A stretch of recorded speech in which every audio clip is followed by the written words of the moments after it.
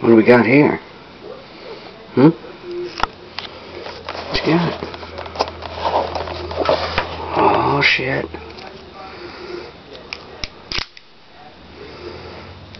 It's freaking Jersey Whales.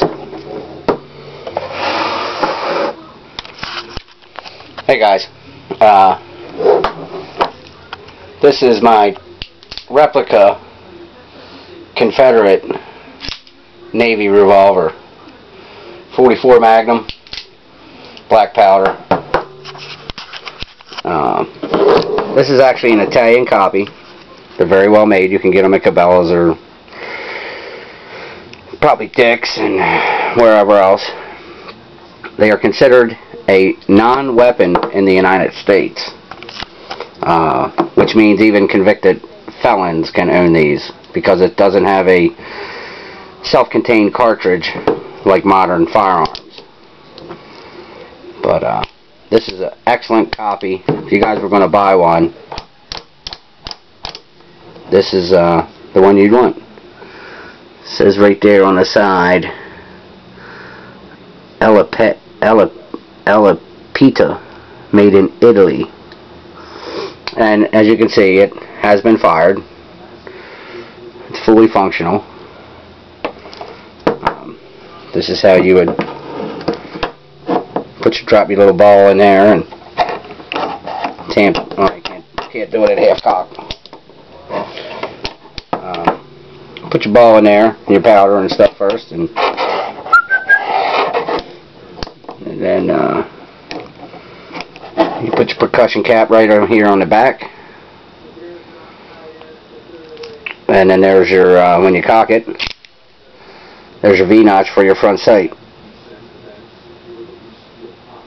So this was a pawn shop pickup that I got about 2 years ago, and picked it up for $75 with a holster. So I just think, you know, that's just a nice piece of American history there.